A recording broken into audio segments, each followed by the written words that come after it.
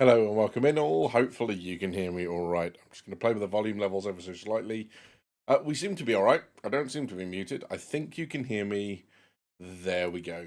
We're in. So this is good news.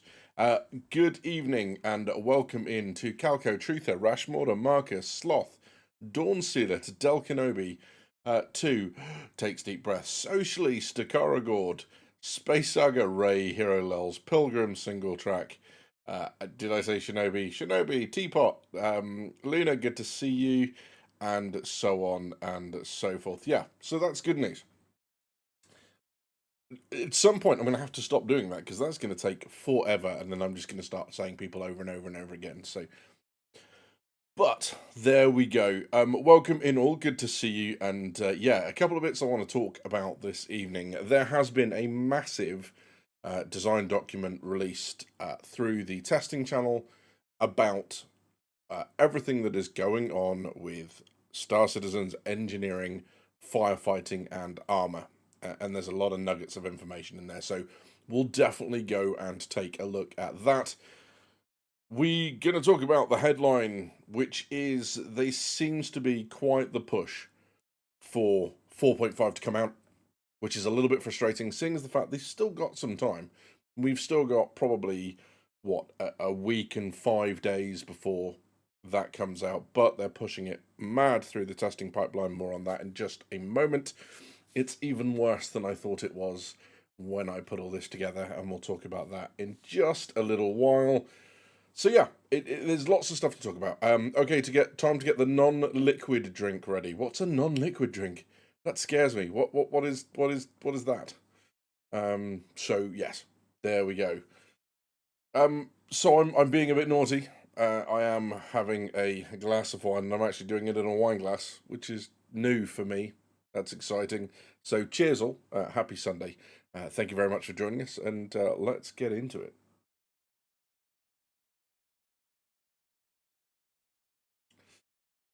So yeah. Oh, okay. I see what you mean. There we go. So yes, class. Badger says class. I'm not sure about that. I'm. There's definitely something. I don't know if it's class. So yeah. So let's zip across to the roadmap very briefly and talk about what's coming and where we are with PTU. So at the moment, this is where we are. 4.5 is coming. It's coming by the end of the year. They've stated that it will come out before Christmas. And there we go.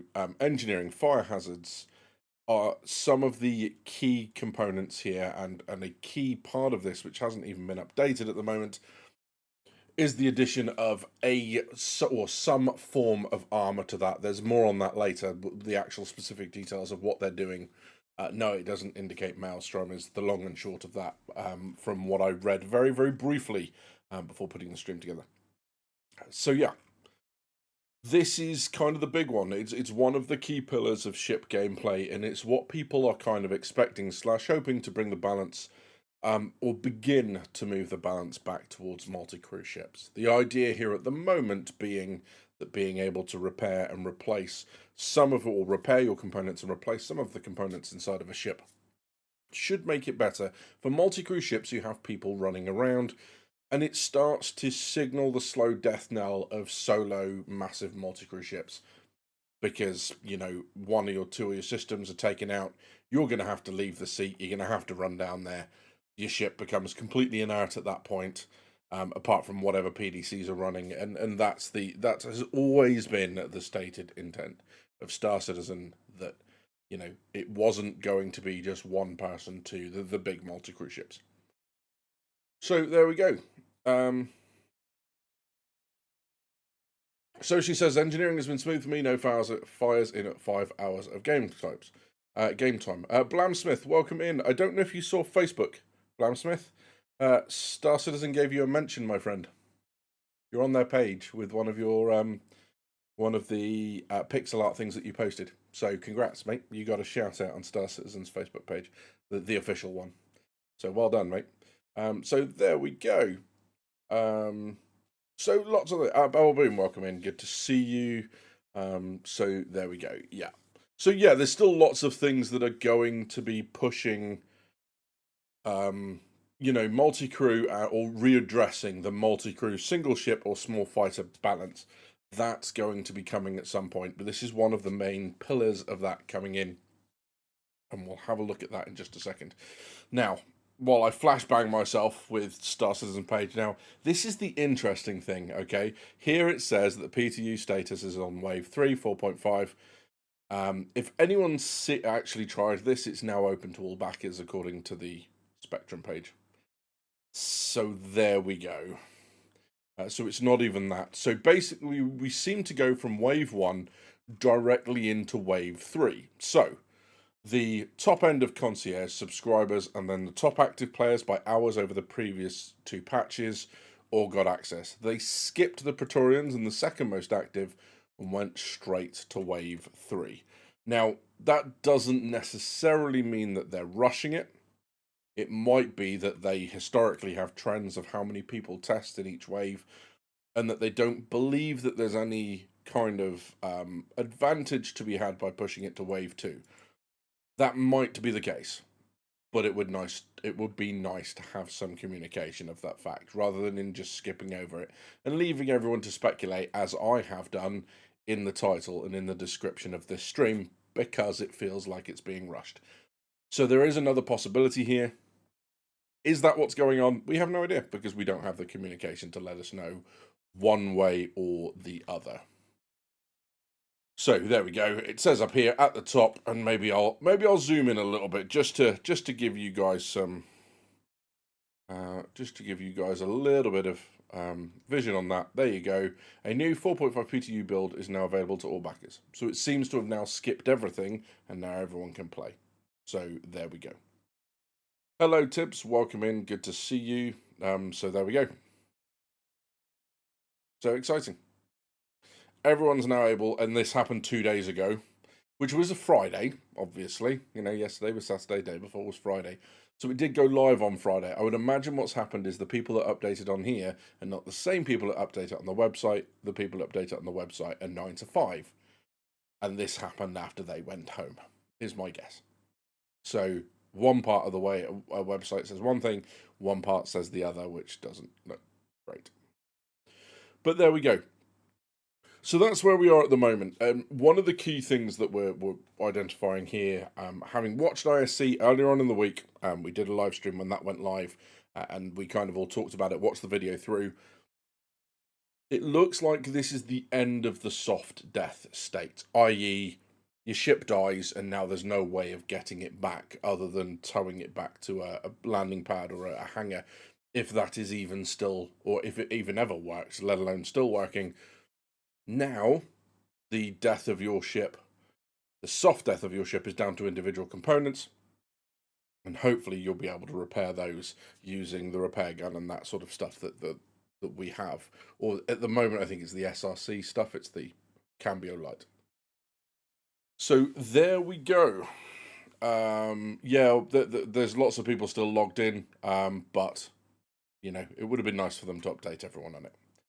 So that's where we are. You're very welcome, Blam. Hasselbones, welcome in. Good to see you, my friend. So let's look at then what is in this and what just is as important as it needs to be. Now, I've done something else. There we go. I'd stretched this out a little. So forgive me, it's going to be a little bit of a read along with badges, but there's just a couple of bits here that I want to pick up as we go through. Okay, so the goal of engineering gameplay is to enable ships to perform approximately as well as they did in 4.4 in combat and survivability, with the added benefit that engineering and multi-crew gameplay can extend capabilities beyond what was previously possible. However, you'll now need to actively manage your ship systems and perform maintenance between battles to ensure you're fully prepared for your next encounter. So just bouncing from 1 to 1 to 1, depending on how much damage you've taken and how much wear has been kind of inflicted upon your systems and how much damage has been inflicted upon them, might not be the best idea. So they've actually broken this down into number of screens, and this first one seems to be about the engineering and resource network. Okay. So I'm gonna skip through some of this because a lot of this is just kind of intro stuff, and you guys can read this yourself. You don't need me to read out the whole thing. But there we go. Jukester, welcome in. Good to see you. So yeah, so engineering at the moment encompasses power management, component health monitoring, damage repair, fire suppression, and system prioritization. Understanding these interconnected systems is essential, keeping your ship operational during and after combat, exploration, and everyday flight ops. So, in other words, here, assigning power to different systems, keeping your components healthy, repairing them when they're not, dealing with the fires that you have on board through a multitude of different systems. There are two main ones at the moment, and then prioritizing which systems. I'm not entirely sure what they mean between power management and system prioritization, how they're different at the moment, but I'm sure that'll become clear. That might not be something that's in this patch. Okay. On larger vessels, dedicated engineers will be imperative to keeping your ship ready during and in between encounters. Extending the life of your ship is one of your engineer's main goals through various tasks, including monitoring the ship's status during combat, prioritizing repair tasks, managing power distribution, fighting fires, and replacing and fixing components. So there we go. Having clear communication between captain, pilot, and engineers is a must. So they're talking about the big ships, right, where you've got your captain's chair separate to the pilot. Okay. Although some of this will apply to the smaller ships, well, all ships that have crew, and even some that don't have like more than one crew member, there are marked difference between the two. Okay. So the engineering screen is now your primary interface for monitoring and managing systems. This screen provides a comprehensive view of all ship components, okay? And there are various different parts of this, and they describe this. So you have the ship schematic view, okay? It's a 3D representation of your ship with color-coded indicators for each component and each room, okay? This allows you to identify damage and priorities at a glance, okay? So yeah. So we have hull damage and health overviews, component names and locations, health, wear, tear, and percentages, power distribution status, room atmospheric conditions, and fire alerts. Okay. A component info box shows upon hovering in a component. So in other words, you're going to be able to see when a room's on fire, you're going to be able to see damage to a room, and whether or not a room's depressurized, you're going to be able to see damage to components, and so on and so on. Okay, the room display is the bit that shows your fire status, your atmospheric conditions, and loss of atmosphere. Okay, note that this can create significant information clutter on larger vessels. All right, and then there are health states. Green, 50 to 100%, yellow, 20 to 50%, red, 1 to 20%, and white is a fully destroyed component. Now, what they do say at the moment is that the yellow threshold triggers when it's anything other than 100%, from 50 basically up to 99%. That's not the intent. They're going to change it at some point. Whether that'll be before the first patch or not, no clue. Okay. Teapot says, the way I pilot, I just tend to bounce. So the question is, will you always call whoever is the engineer Scotty just to make it easier? I mean, possibly. I just tend to shout oi, and that tends to work. So there we go. I can't imagine what it would be like to constantly repair after fights. I don't want to ship combat at all. Is that what you mean? I've lost a few fights to asteroids in my prospector. Yeah, that happens. Okay.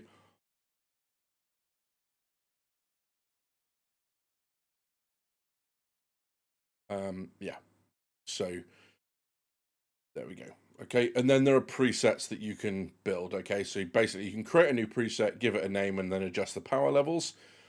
Your presets can be shown in preview mode, which decouples the power management display from the active vehicle changes.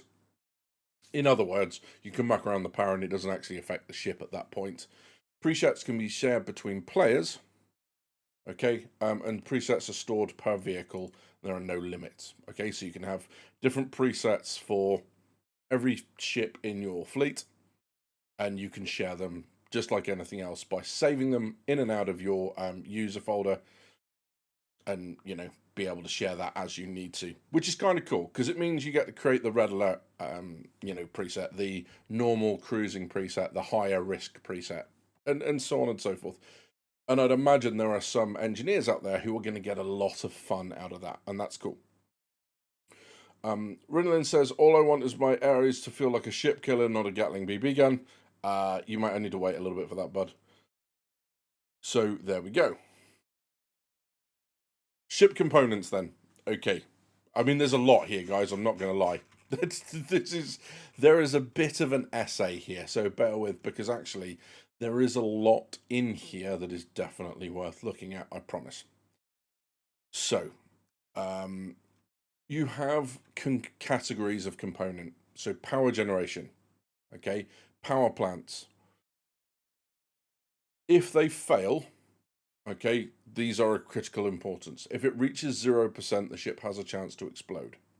Okay, power plant failure triggers a self-destruct sequence with a timer based on the type of power plant that you have. This can be repaired once critical. Okay, and then apparently power plants going critical at 90% health without warning is a known issue. Sounds like engineering is going to be the first iteration of engineering sounds like something we're going to have to suffer through. I'm imagining the pain, hence the need to consume alcohol. So just bear with me a second. This is literally that kind of Archer.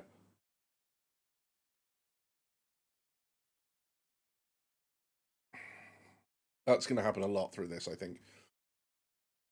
Okay, you've got thermal management, which are your coolers. Okay, and when they start to fail, weapons and systems overheat faster and may conduct an automatic shutdown. Some ships have multiple coolers to provide redundancy. Damaged coolers reduce heat dissipation capacity proportionately. Yeah, in other words, the more damage are, the less heat they're able to get rid of. Defense systems, shield generators. Yep, failure, when they fail, ship hull takes damage from all attacks. Hopefully that was fairly obvious, right? Multiple shield generators share the shield pool. Damage generators reduce shield capacity and regeneration. A ship can have a maximum of 2 shields active at the same time, with the third being a reserve that is turned on once you lose one of your shield generators. Okay, note that shield status is currently not visible on the engineering screen. I have a feeling we're going to hear a lot of that as well. Okay, navigation and detection, quantum drives. Hopefully that's completely obvious. When it fails, you cannot perform quantum jumps, okay? And they cannot currently be repaired. So if your jump drive goes down to 0, you need to replace it. It's a known bug, it's not intentional, but it is unfortunately the state of the game right now. Almost got him. And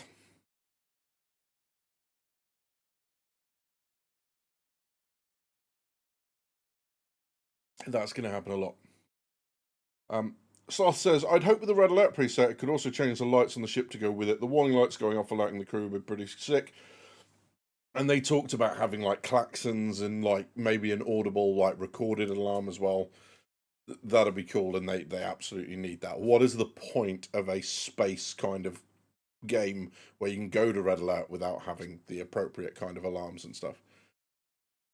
So yeah.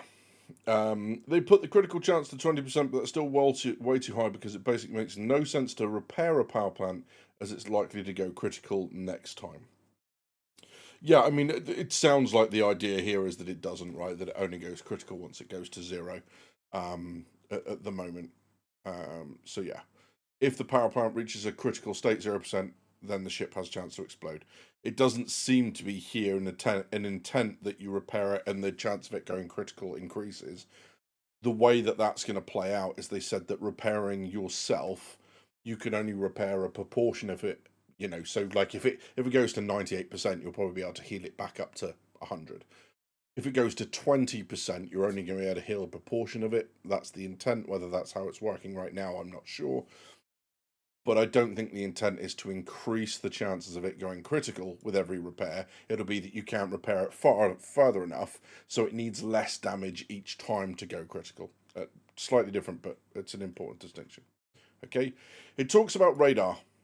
Reduced or no sensor capability. Radar is frequently damaged in combat, which is fragile and may require multiple repairs during or between extended engagements. Yep, so radar fragile. That's fairly accurate.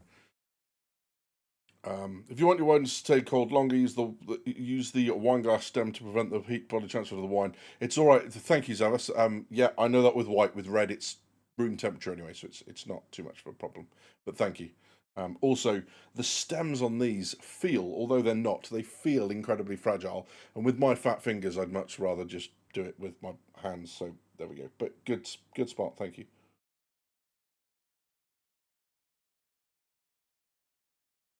Yeah, no, I understand that. What I mean is that it doesn't look like that's the intent. So whether that's a bug or whether they're just doing that for now, I don't think that's the intent that that's going to keep happening, right?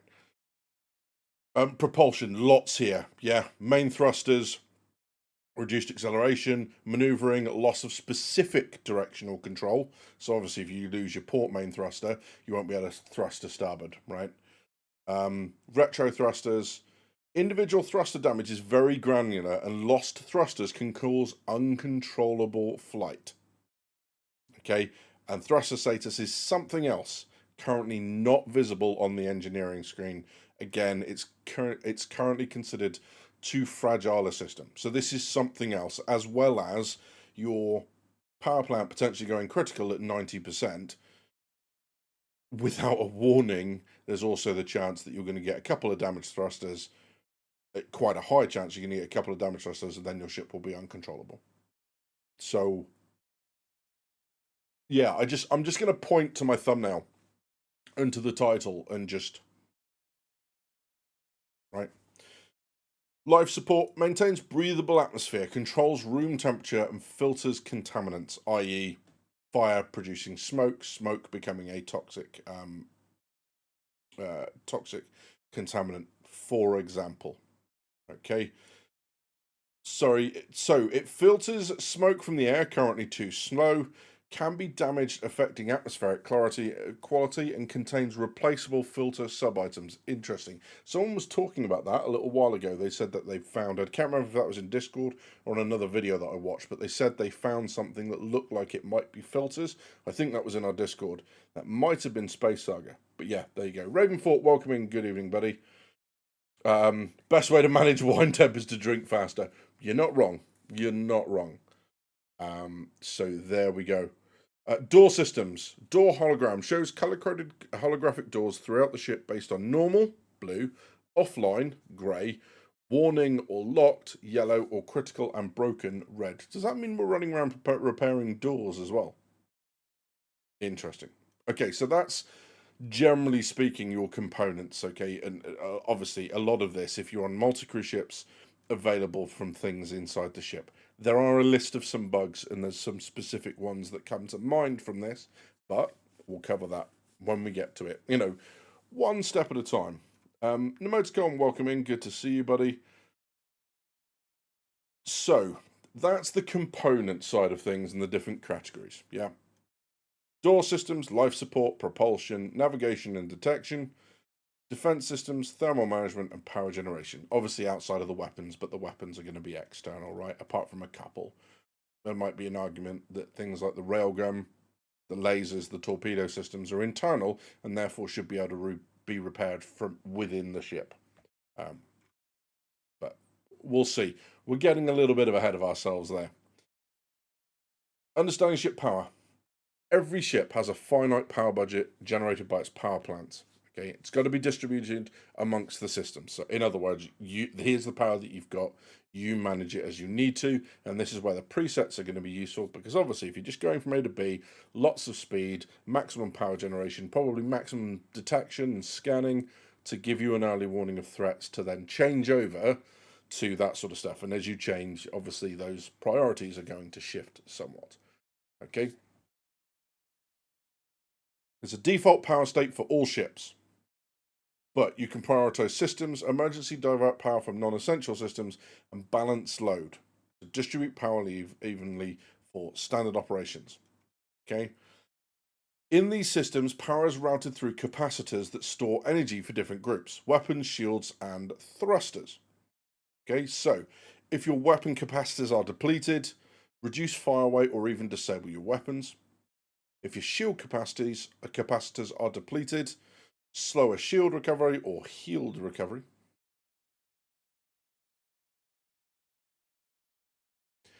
And if your thruster capacitors are depleted, affects ship boost. Interesting. Okay, now coolers have a buff on Urkel. The Reclaimer has gone from 43.2 to 69 fully powered. Interesting. There is so much to tune and so many ways to approach every tweak, but the initial version overall is legit. I'm pleased. I'm glad people are enjoying it. So that's where we are with that. Then the fuse system. Now, if you remember, back in the day, we used to see this image of I think it was like a very basic kind of like web outline of the hammerhead, right? And it was basically a map of the different components and relays and that sort of stuff. I'm just looking for it as we talk, right? And the idea being that if you damage relays, and the relays were then the connections were unmade, effectively what would happen is you wouldn't then be able to move stuff. So this will probably be familiar to a lot of people, right? So this is the idea that it was going to be relays, and for example, if these two relays were damaged, the turret wouldn't work, right? If these two relays wouldn't work, whatever SG shield generator wouldn't work, right? Same with this and that turret, and so on and so forth. Yeah. Now that is not now the way this is going to work anymore. Okay, that's been kind of confirmed. Oops, sorry, bear with me. Where am I? Here we go. Did I close the other one? Really?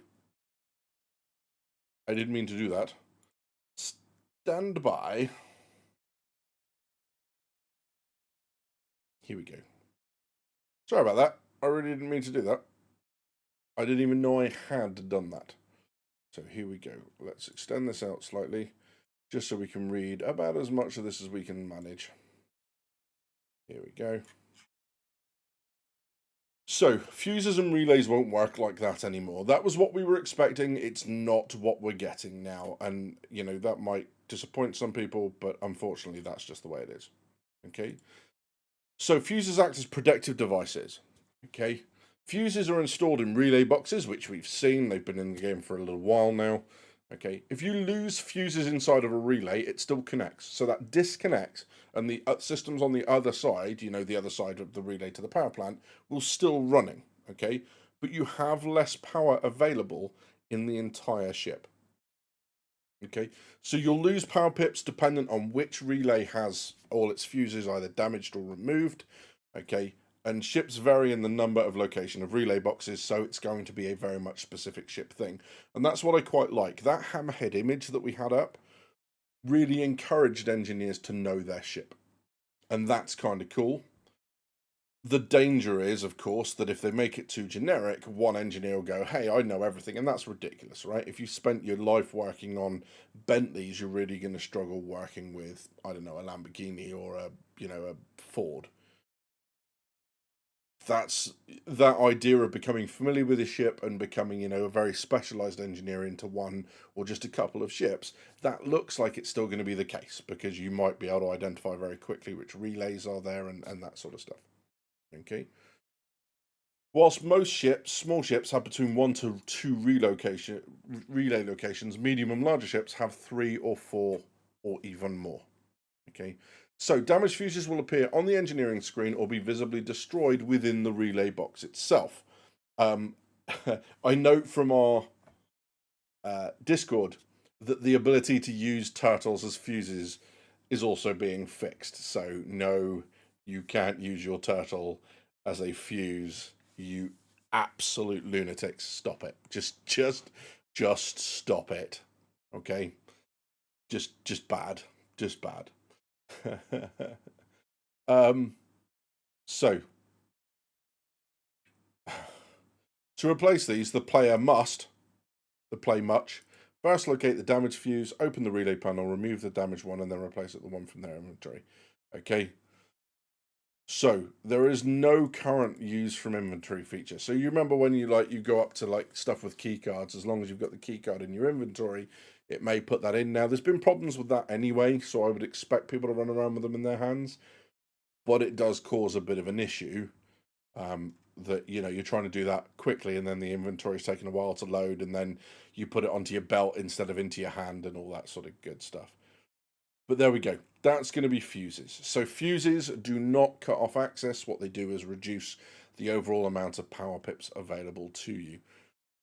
Kind of good and bad, I guess. The good news is you don't lose systems. The bad news is now you can't make that decision to just go, I don't need that system anymore, because it's reducing the overall power available to you, which I think has a much more widespread effect than just, oh, hey, this thing isn't working. That turret isn't manned anyway. It's now not working. You'd be like, it'll be fine. That we're losing that ability. So it's going to have a much more wide-ranging, people I think are going to be much happier to sacrifice one or two independent little systems as opposed to, hey, now you don't have 4 power pips that are available for your ship or whatever. Okay. So there we go. So no use from inventory, which isn't great. As long as they can get that working reliably, we'd expect that quite quick, right? And then we come on to armor. Let's frag grenade as fuse. No, don't do that. Don't do that. That sounds like a really bad idea. There we go. AV welcoming, good to see you. So the pipe system is gone. In the first tech preview, I boarded someone's ship and shut it down by stealing all the fuses and leaving. Teapot, you monster. So there we go. They should keep the turtle fuses. Not a horrible start, but there's a lot of tuning, tweaking to be done before it's proper good. I know you said proper or good, but I'm gonna pretend you said proper good because that's a proper British phrase there. AV, we'll make a limey out of you yet. Armor numbers and tankiness of ships isn't well balanced, and the engineering is inefficient. Yeah. So there we go, and I've just clicked off your stuff. There we go. We'll find something else. I'll see what happens when your turtle fuse flow. It's just messy. There's a huge amount of cleanup. The smell, oh god, the smell. You just don't want it. That's hassle you don't want, I promise. So there we go. I'm an Evo. I'm used to them doing testing and changes. My point is that, in my opinion, that they have a long way to go before I'm even looking at it, so to speak, as something to bother landing proper. Yeah. What you want? Hello, buddy. Personally, I'm just waiting to see what we get on the PU before I start getting to grips with engineering. It's probably going to change with the next few patches. Just hope it's fun. Exactly that. As long as it's fun, I think that's going to be the key thing. Proper geezer. Yeah, that's it. Yeah. Proper good. Proper good. Well, especially since Maelstrom totally changes all aspects of armor and gunnery. Instant turtle soup. Exactly that. Those two statements weren't connected, but making them sound like they were was a lot more fun. So I'm just going to go with that. Right, here we go. Armor then. This is probably worth going through in a little bit of depth. Penetration mechanics. Weapons have a penetration value. The amount they penetrate depends on the current armor percentage. Penetration cone, impact radius, and distance radius all affect area on penetration. Which makes very little sense, that last part. Okay, but basically what I think it's saying, penetration codes, impact radius, and distance radius all affect how much you will penetrate. Okay. I'm going to try and keep myself, sensible, but we'll see. I'm not promising anything. Spicy, welcome in, buddy. My biggest issue is how wildly the changes swing from one extreme to the other. Did they not test any of this in the slightest? Penetration Cone was my nickname at high school. How do you say this?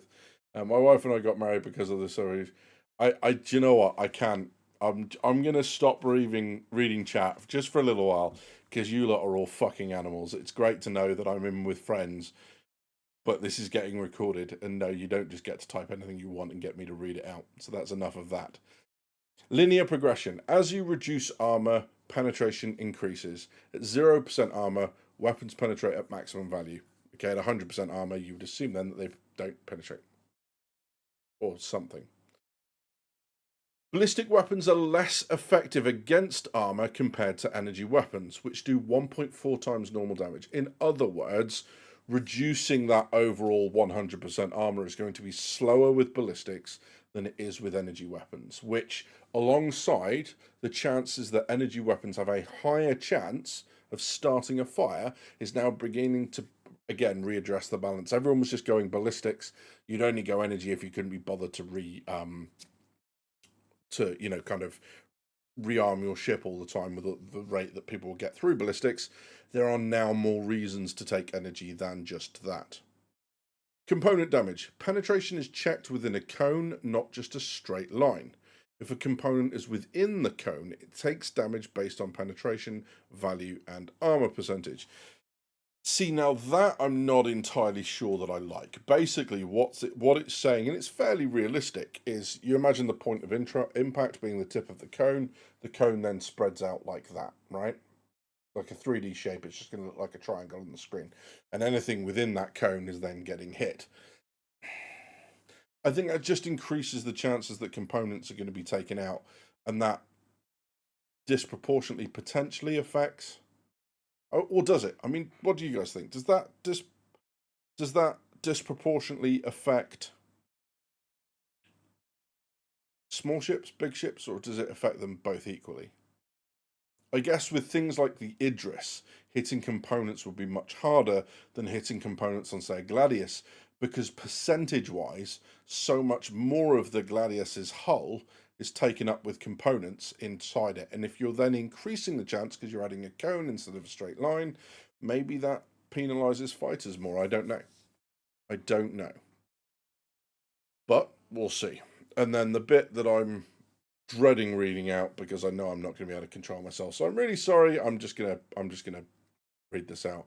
Breaking armor. Even smaller weapons can eventually wear down armor over time. But larger weapons penetrate deeper and faster, which coincidentally is what she said. I'm sorry. Every time I've read that line, I've got Steve Carroll from The Office in the back of my head. That's what she said. I need that as a voice line. I'm sorry. Dear. Anyway, moving swiftly on. So, if you use a size 2 weapons against a ship with full armor, you won't penetrate. But as you keep firing and reduce the armor, your rounds will start to go through. I'm just going to use that and eventually damage internal components. For capital ships, you may need larger weapons to reach deeply buried components. Okay. So there we go. You said we're animals. I mean, guys, fucking... You knew it was coming. So there we go. Yeah. So armor's going to be something you have to chip away. So rather than doing what people can do now, which is, one missile with soft deathing a ship because you'd hit the power plant and stuff, you now need to take a little while to go through. So yes, your ballistics are going to go through shields, but now the instant, oh look, I've damaged all your systems and stuff because I'm using ballistics, is going to drop off because they'll do less damage to armor over time. The energy weapons will do more, but they've got to get through the shields first. So they're starting to balance these things out. And then obviously, if you're in a ship that's taken lots of damage multiple times, then, rounds coming through the hull and then starting to hit components is going to be much quicker and happen much more immediately than it will do for, say, a ship that is absolutely brand spanking new, just been cooled and has all its armor in place. And then, of course, the way you fix that, they talked about at the beginning of the ISC that what you're going to want is you're going to want a lot of RMC canisters for things like the Cambio Light and the SRC gun. And that's how you, I'd assume, start to put armor back. Whether that's working at the moment, I don't know, but that certainly seems to be the case. So there we go. For armor bar improvements, there are ongoing efforts to fix bugs and make armor health more transparent to players. That'd be useful. Updated tooltip should help players understand armor, hull, and other systems. The system uses a cone check for penetration, so it's not just a single bullet path. Multiple components can be affected within the cone, which doesn't make sense, right? And I know it's the idea of rounds breaking up on impact, because obviously a bullet doesn't just stay complete; it actually breaks apart. And then you also get something called spalling. I think someone mentioned it earlier. There you go. John did. Hello, John. Welcome in, mate. You get spalling, which is basically even if the round doesn't come through the hull, even if the round is stopped by armor, what it does is on the inside, because armor is by its nature brittle, the inside basically sheets of metal inside break apart and can cause massive damage to the squishy components, humans, inside something. It was a big problem with World War II tanks. So yeah, so that's spalling. So that's, I guess, where they're getting with the cone. I just think if they want to make things run quicker, if they want to improve things and all that sort of stuff. Yeah, sorry, Luna. I'm trying to be a good boy over here. I'm trying to behave myself. Yeah, sorry. I'm trying not to encourage, but the deeper and faster was just, yeah. I mean, I just got a complete aside here because this is quite funny. When you hail someone over VHF, the international regulations state that what you do is you hail. So, for example, you would go HMS Warspite. This is I don't know, what do you want to call it? Asgard Coast Guard. Over. And you wouldn't get that. You get no response. So then you go to something called a full hail. So you would go HMS Warspite, HMS Warspite, HMS Warspite. This is Asgard Coast Guard, Asgard Coast Guard, Asgard Coast Guard. Over. So you say it 3 times. And I think if I ever won the lottery, I would buy a yacht. I would call it either Harder Faster or Oh Baby. Right? And then I'd call the Coast Guard and not respond. So the Coast Guard would be going, oh baby, oh baby, oh baby. This is Coast Guard, or harder, faster, harder, faster, harder, faster. And that just makes me giggle. That's my sense of humour right there. I would be on the other side of the radio crying with laughter that I'm making professional people ask me to go harder, faster. And this is why I'm not allowed nice things. Just saying. So there we go. Anyway, moving swiftly on. Sorry, we're going through. So there we go. Except for long-term degradation, in this case, is 1.5 seconds. Yeah, and we said, kind of early on in this that a lot of this is going to be ramped up. Just like the wind, at any point where you got out of your ship and had to walk into it. If you remember when they first added wind and weather effects, you were forever walking into an absolute hurricane and walking very slowly. Or you get out of your ship and get yeeted 3 miles across the planet before finally coming to a rest and dying. Because they wanted to illustrate that it was a thing, and then they finally dialed it back, and now it's quite rare that it happens. Engineering is going to be the same thing. They want everyone to experience it, so expect it to be sped up like 4 or 5 times, and actually, probably go back a little. They're already saying that they're trying to address time to kill, which gives me the feeling that they're not addressing it at the moment. Time to kills are going to get even longer, and then with engineering, it'll extend to that again. But that's where we go. Coast Guard would hate you. I mean, I think it's bold of you, Nemoticon, to believe that they don't already hate me. I do train most of them, so there you go. But there we go. Yeah, so we are an open PTU. We are indeed, yeah. Despite the website not saying that. It says it on Spectrum. It doesn't say it on their PTU web page. It still says Wave 3, frustratingly. Like a Bart Simpson prank call. Exactly that, Luna. I knew someone would get it. Very mature badgers. Absolutely. Fuck him. I've got to train them. I get to get my own back sometimes. So there we go. So this way I don't let you know this is why I don't whop. So there we go. Would love to be on a bridge listening to that hell. Exactly that. So yeah. At the moment, they gather test data for all the different scenarios and test out how the more favourable work with each other and which negatives they have, and then your comment cut out. But yes, so that's the idea here. So here we've got as well, uh, giving information about the current state of armor of your ship and your target is just as meaningful as self-status of shields and other systems. This includes your health pool, the current effective thickness, as in the current value modified by the health ratio in the curve. Great. Just current effective thickness. Thank you. Didn't need the rest of it.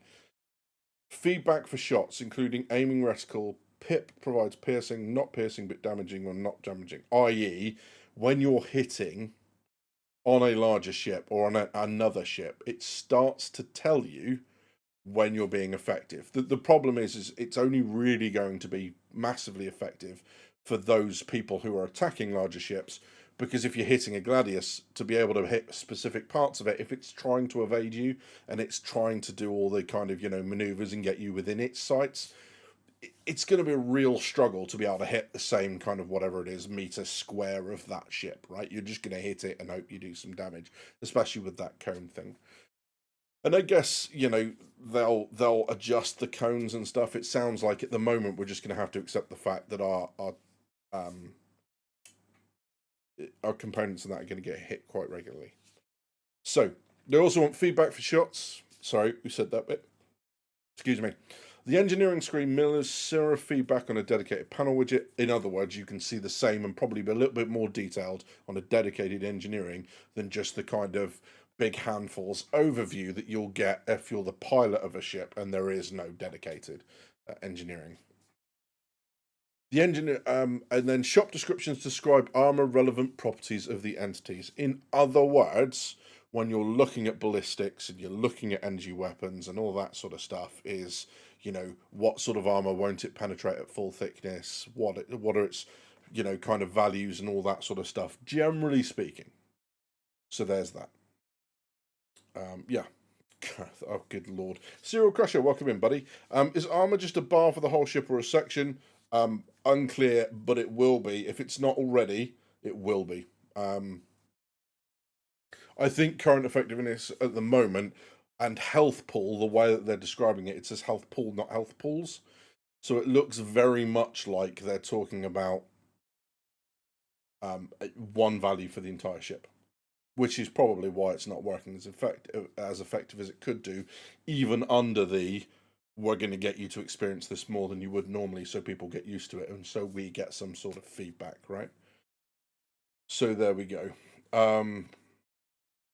It's funny how multi-crew people complain about COG gameplay but are fine with Battlefield engineering. I don't know, you might not be in the right crowd for that sort of comment here, because a lot of people don't like the beam citizen stuff that's going on at the minute. We would much rather physicalized repairs and stuff like that. So, yeah.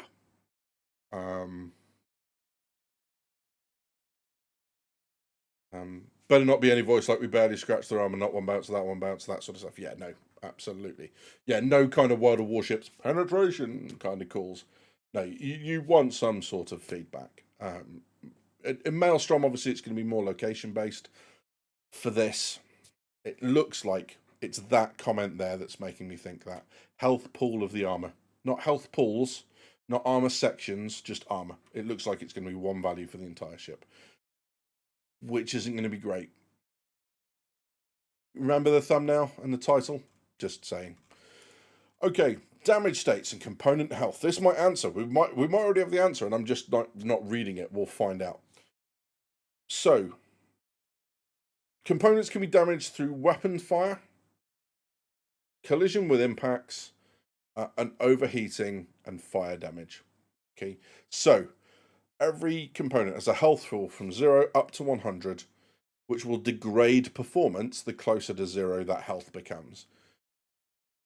So, from 75 up to 100%, I would imagine that's 75 up to 100%, the health components will be at full performance.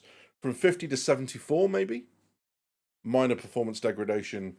From 24 to 50, whatever it is, 25 to 59, significant performance reduction. Below that, severely induced performance, and 1 to 10% near failure. And then at 0% critically destroyed, absolutely non-functional. Okay, and this is the stage that the intention here, according to this, is this is where power plants will go into critical state and thermal runaway, i.e. they'll basically start a destruction countdown. Okay, hull sections have their own health pools, so there are multiple hull sections. Okay, that answers that. There we go. So multiple sections have their own health pools. Once health sections turn red, they stop registering hit markers. Must damage the entire ship to critical before destruction.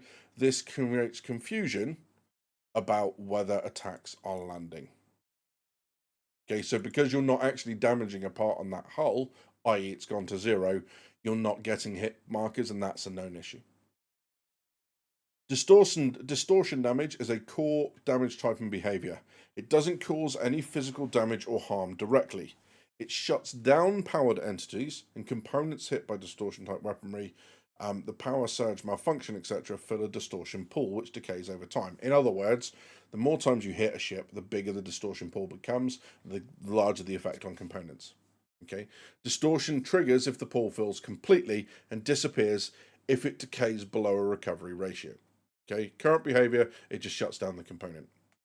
Wow, distortion is going to be popular for a while, isn't it? Holy moly. So there we go. Okay, so that's the first part, which is damage. The second part that's going to affect the systems and where is just how you're running it. So if you're obviously constantly thrashing the arse out of your boost, for example, that's going to wear much faster than something that is only being used sparingly and, for short periods of time when it is being used.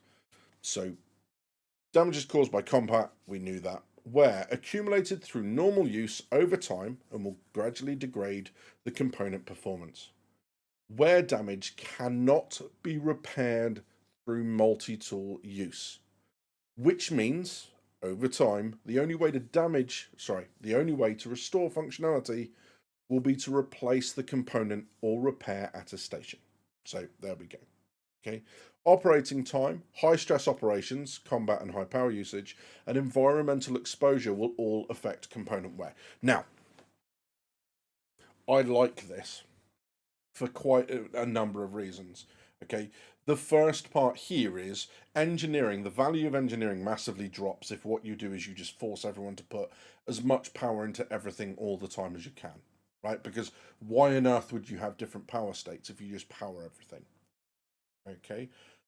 Operating time, high stress, which is high power usage. In other words, if you are cruising from A to B, if you're coming into land in an armistice zone, keeping your shields at low power is a good idea because you're stressing, wearing that system less than when you're going into, you're expecting to be attacked at any point. I quite like this. I think this is a nice little balance for them to have. And it means that there's going to be, why would you sit there and create, different presets, one for going through a high security system versus one going through a low security system? Well, because you're saving wear on those systems. And I think that's quite good. In other words, as an engineer, you're being rewarded for taking the time to invest and create more presets. Sure, a lot of people are just going to trade them and they're just going to go, hey, I've created all these presets for the Perseus. I've created all these presets for the Idris. I've created all the... Fine, great. But at least people then are taking the time to go and have a go at them. All components can currently be replaced or repaired at stations.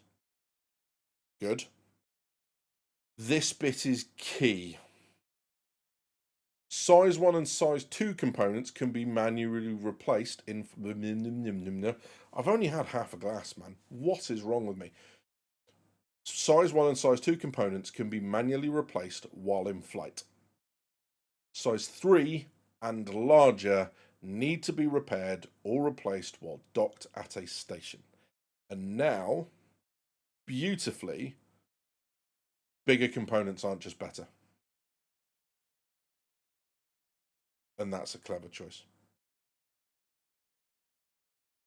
Now it isn't just a case, well, why would I ever not want size 3 or larger shields? Because you can't change them out. You can't just swap them out in flight. You can't pull that component now, pop it in the hangar, and then pop a new one in. So those ships that have smaller components, on obviously multi-crew ships, they can. So that's kind of cool. That's actually kind of useful. Sangroper, welcome in, buddy. Good to see you. Marcus says, I don't disagree with wear as it's needed long term to keep the gameplay viable, yet that station repair should be a non-negotiable part. Yeah, and I think this is what we were talking about when we did the video, right? And they said they were going to release this. We didn't have access to it at the time. I said then that the idea of being able to kind of like refit and refurbish components was a really nice idea. Even if they attached a time penalty to that. Hey, swap it out, we'll refurb it for you, but it'll take a little while for that to happen, say a couple of hours or whatever. It may be even longer, especially when it comes to very high value, rare components that you have to find rather than buy. I think that sort of stuff. Someone was, I can't remember who it was in chat, someone was really worried that the wear was just going to be something you had to deal with and then you had to replace it. Clearly that's not the case, so that's kind of cool. So, along with the engineering screens, the primary tools an engineer will use are the multi-tools and repair attachments. So, using repair material composite, that's not what that was. RMC was something else, wasn't it? I didn't think it was repair. Or was it? The player will be able to directly see the health and status of components, weapons, hulls, relays, and more. Nice. And we saw that, right, in the video. You saw when it kind of pointed, when the player pointed the repair gun at whatever they were looking at, you had the window pop up and it told you the ship you're in, the component you were looking at, and the different health statuses. Nice, like that. By aiming your repair tool at the damaged items, such as a component or ship hull, and holding the trigger, the player will be able to apply a repair beam that will take time based on component size, and that's the little health bars and how far it can go up. This could take quite a bit of time, but multiple players using multiple repair tools can combine their power to speed up the process. Nice. And as it says there before, and this is the bit that I said, you remember I said we're going to come to this later when we listed off the components? This is the bit that sprung to mind.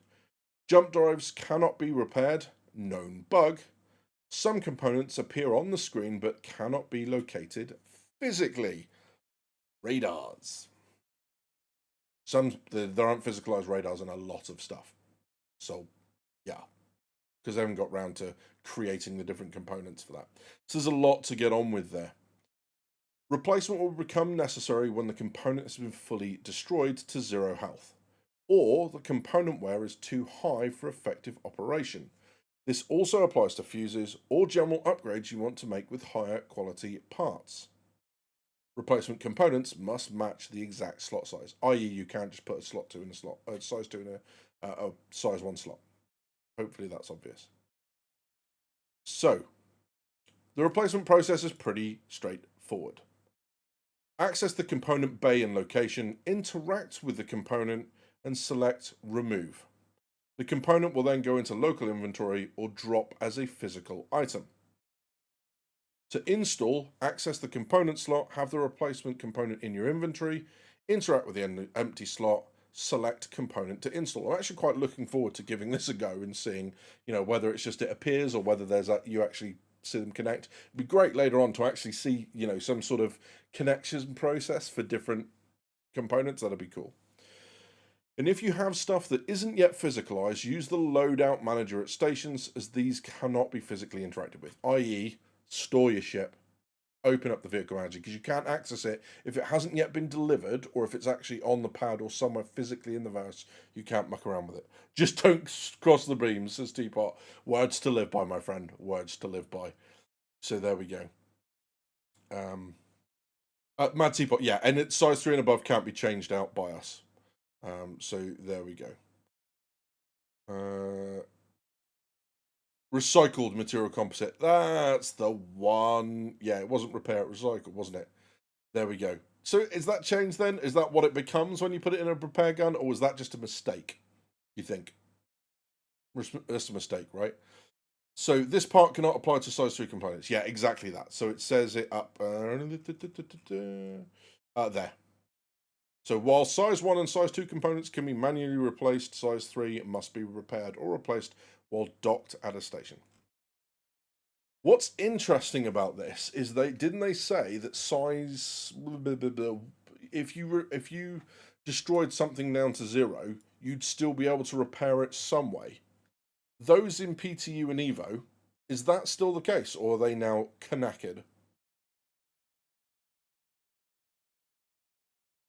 Because that was the original intent, right? And they didn't. They said in the ISC, this is why they need to do a more in-depth part of this. Right now, you can, says Love. Yeah, absolutely. Sorry, I'm just going to call you Love because it's funny. And I'm British, so I'm allowed. Yeah. So there we go. I thought this launching on all ships meant they have physicalized components done on everything, but no, not everything. And also, I think again, like radars and stuff, there is no component for it.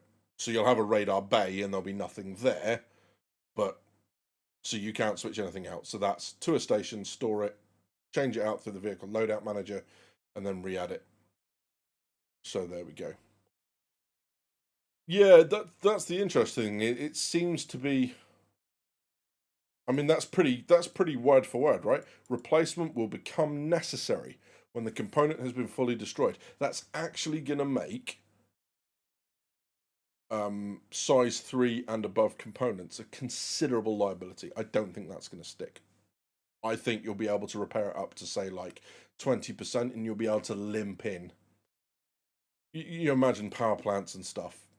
I think that's a bit of a mistake, but we'll see. Okay, good lord, this has been a long ass document. I'm really sorry. We were up to like 64 people at one point, and they were just like, I don't want to hear story time with badgers. Well, tough. We're in this for the long haul. We're in it together. Let's do the thing. Sorry. Watch the count drop off again. Just people are like, nope, not putting up with that. So there we go. So, heat is now a crucial element for pilots and engineers to monitor. As components operate, they generate heat. Ta-da! Coolant must be directed appropriately to Coolant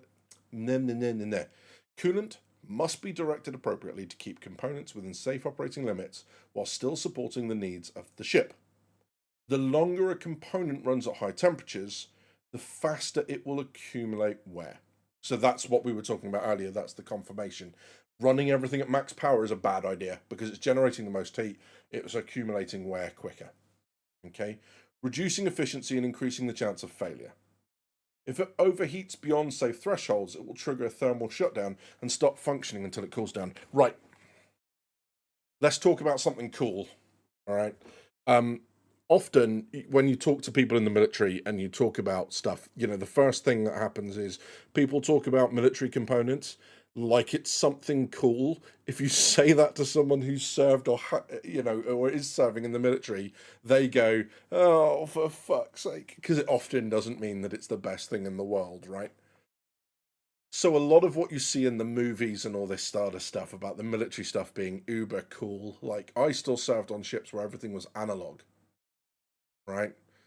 Communications were physical switches. You push them up, and above it, it had a name of wherever you were calling, and it was literally point to point. It wasn't even a switchboard. You didn't even dial a number, right? And on their switchboard, they'd have wherever your name was, and above that, you'd hear beep, and a red light would appear, and they'd flick it up to answer you, and that you would have a conversation through a phone that wouldn't look out of place in a 1950s movie, right? Whopping great big black handset. The reason for that is because they're more EMP resistant than anything that's digital, right? So sometimes being military makes them less cool. There's something I really want to see CIG implement here, because whilst most things are cool, one of the or aren't cool in the military, there's something that is really cool, and we have them on naval warships. I'd imagine you'd have something similar in both aircraft and tanks, right? Potentially. You have something called the battle override. I shit you not, that's what it's called. The battle override. And what it does with one switch, you switch off all of the safety to that piece of equipment. You switch off any ability it has to shut itself down through overvoltage or heat, right? Any safety, anything that you would have on normal, like basically anything other than a fuse won't blow this thing up. And then some of them don't even have fuses, the cool ones. Not like we would do it where it cuts the power off to the whole thing. It will cut power off to specific parts of the system. And what this means is you are there going, I am in such a tight spot right now.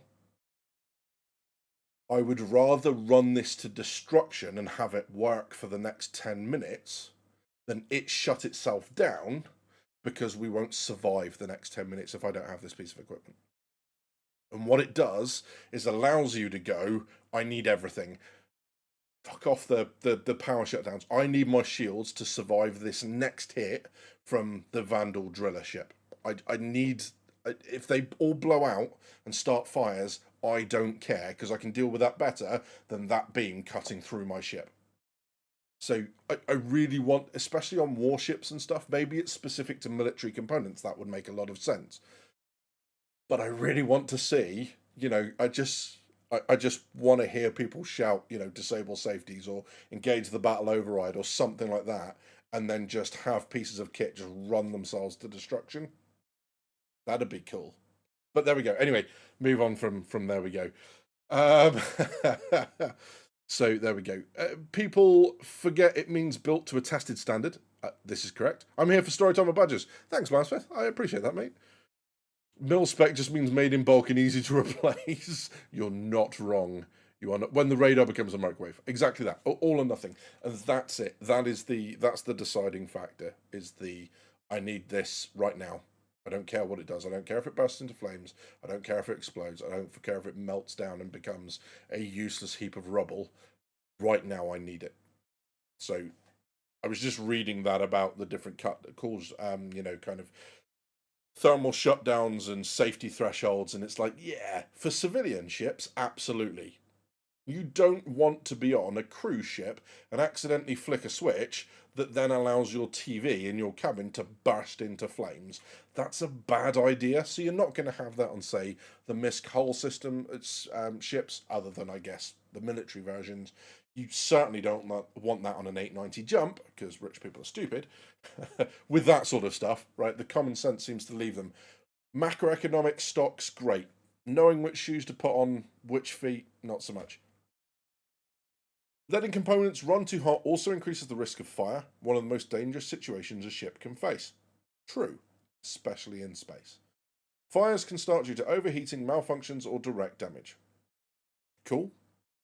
Engineers must respond quickly using fire extinguishers or by venting a room to remove oxygen and suppress flames.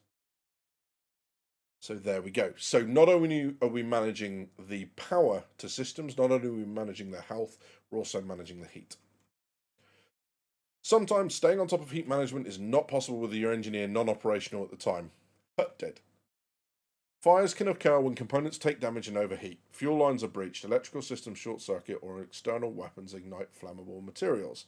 These fires will need to be contained or risk spreading throughout the ship as it moves from room to room. When we look at the Ready for Inspection series, starting with the Perseus, moving on quickly to the Hammerhead and Polaris, we'll look at just this sort of stuff. It was at one time an MBCDQ.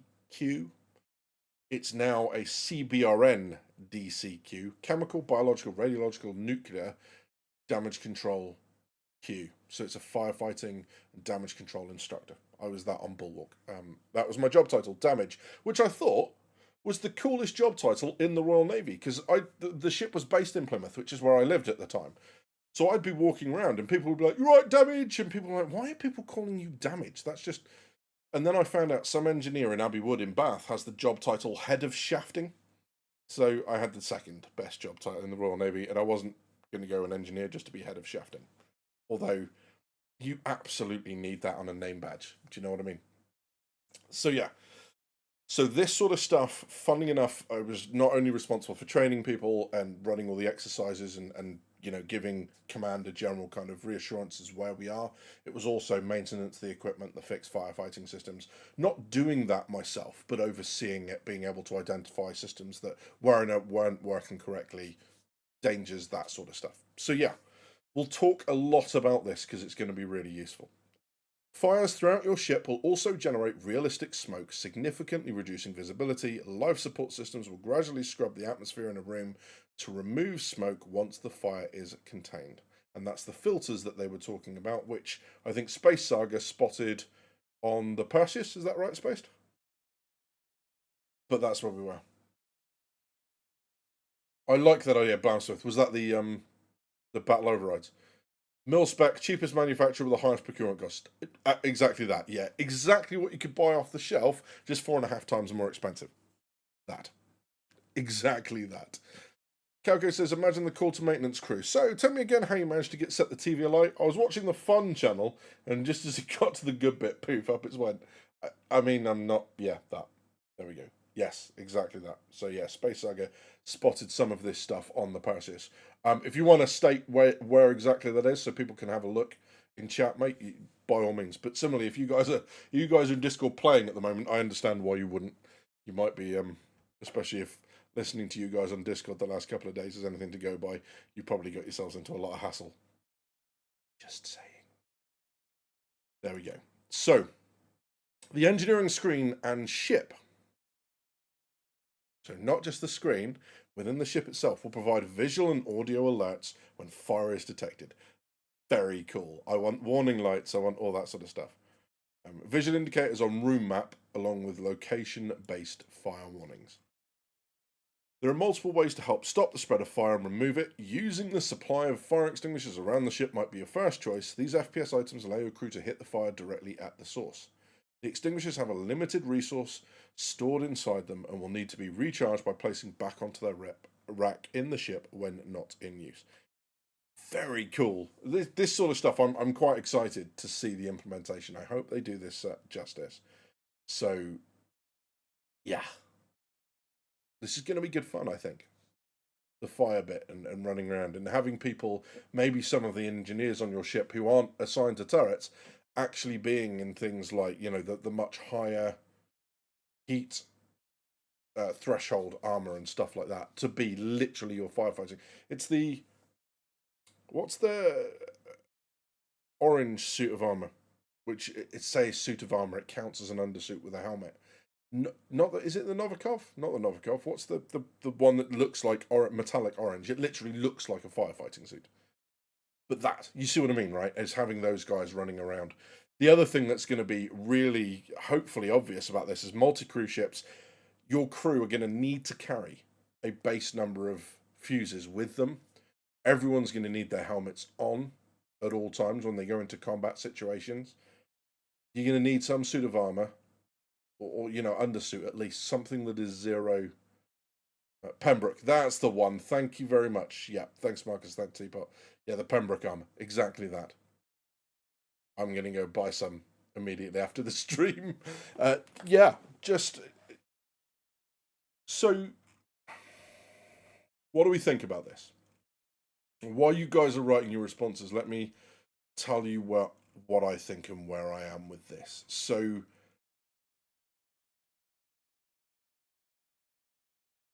I like the direction that they're going in. I think it's a little bit of a shame that we're losing the relays and that sort of stuff. I think this idea that, well, basically, the reason they moved away from it is they realised that some of the relays were in areas that were very vulnerable to external fire, and they were worried that people who were very, very good at what they do and knew where to target these areas could shut ships down in a very, very short space of time. Which strikes me as a bit of a them problem, to be honest. I mean, literally, they have. It's not like we're trying to do this with, kind of cars that someone else made. CIG make the ships. You make the network that would flow off of. You can absolutely increase the number of relays. You can armor those relays. You can increase the number of connections so that the loss of one relay isn't as catastrophic. You can just have ships that are vulnerable to that sort of stuff, and good engineers will know and be ready to go there and replace them. I don't know. You can have a cooldown so that when a relay has fuses shot out, you have a set number of seconds before the second relay can get shot out which is, all right, not the most realistic thing in the world, but they always say they're going to take it to realism and bring it back to the point of fun. So the loss of that is a little bit of a shame. I kind of liked the idea with resource networks, and here's why, right? I liked the idea with resource networks for what it meant for other gameplay. Let's have a look at distribution centers. So I'm just going to jump off this a second because that's a lot of text and that sort of stuff. So here's what, right? You think about a distribution center, right? You go there, you rock up in a vehicle so you don't get attacked by the turrets. So you rock up in a Spartan or you rock up in your NASA or whatever.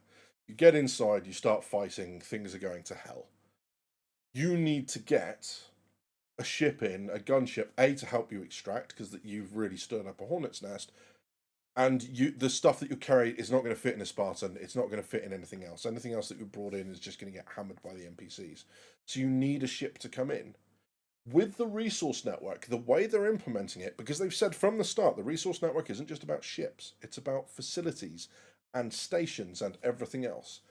You know that somewhere within that distribution center, there's a radar, there are power plants, and there are relays connecting them. Going to pull a fuse out of a relay allows you to disable systems without firing and drawing attention to yourself, right? So you could disable the radar or disable the turrets or whatever else it is, shut down the computer so the turrets shut down. And, then it's a race against time and the gunship comes in and you've all got to get back into it. And, oh my God, we can tell they're powering the radar back up. They've reconnected it. We've got to get out of here now or we're going to get hammered. And you have an extra dimension if you want to do that. Sure, you could just brute force your way in. But that would be another cool way of doing it. Think about PvP on stations, right? You do the whole aliens resurrection thing.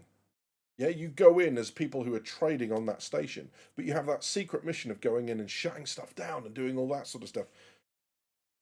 Now, having to damage components, you open fire. It means you've got to have a weapon on you, which, given the permission system that they're going to do, is going to be basically next to impossible. Or you're going to alert yourself because all of a sudden there's gunfire on a station and everyone hears it. Whereas going out and shutting down power and disabling the warnings and stuff, if the people on the station aren't paying attention, you can get a fleet in nice and close and they don't know because they didn't realise their radar's gone offline. Right? The amount of gameplay opportunities by having a resource network with nodes that you can isolate is fucking awesome. And it looks like we're not getting that. So that's the bit that I'm kind of a little bit disappointed with in the way that they're going here. I want to hack bunker turrets. Exactly that, Teapot. Exactly that. Hasselbones, real talk, most people are overlooking the meta level this gives CIG way more tools to tune certain things certain ways. People are already arguing over what the meta is, which tells me there's nuance already. Exactly that. That's really cool, Badges, but they need to redesign so many ships because the design of some ships is really bad for making their fuses too easy to kill.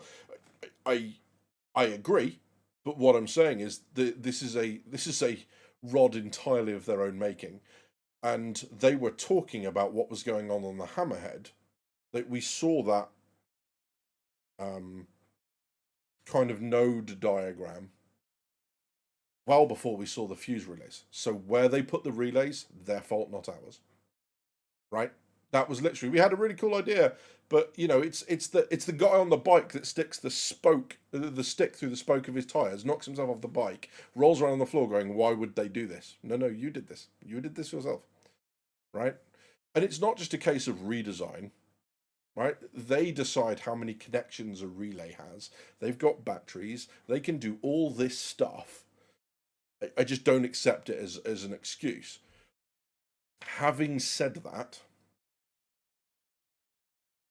I like what they're doing with the components. The presets, I think, is a really nice touch that's really going to reward engineers who spend a bit of time. The difference between someone who runs around with a repair attachment for their multi-tool and, one of the canisters of RMC versus someone who's dedicated to, hey, I'm an engineer on Perseus, Polaris, Idris, that sort of stuff. there's gonna be a marked difference between the two when he can apply his own power presets, or she, that sort of stuff. So there's that. Thermal management, love it. The wear idea, I really like that. Now full power to all systems at all time, or as close as you can get, is not the answer. You want to run at the minimum possible power level. And then if they can equate that as well to fuel consumption, so you're using less fuel, the less power you're putting out, there's going to be real differences to this.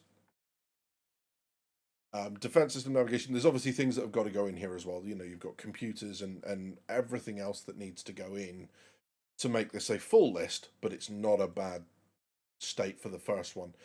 I just think there are, you know, the fact that it's beams is always going to be a shame as well.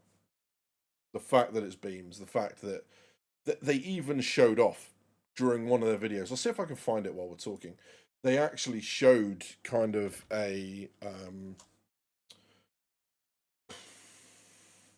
demo where you had to go to a down satellite and you had to find a circuit board. You know, tell me that isn't like just the ideal sort of, you know, kind of idea for you know, being able to replace circuit boards and stuff like that in an actual ship, right? Running up to it, pulling a circuit board out of whatever, and then, you know, inspecting it for damage. No, not that one, not that one. Right, that's a Type A. Running off to your little engineering store, grabbing a Type A, or having them on you, and then replacing it. You know, just physicalizing as a very basic level. I think that would be kind of a very cool, you know, kind of.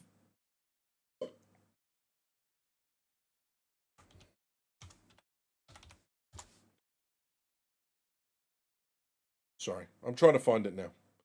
This is not quick. I might not have it. I mean, I might not be able to find it. And do you know what? That's okay too. But yeah.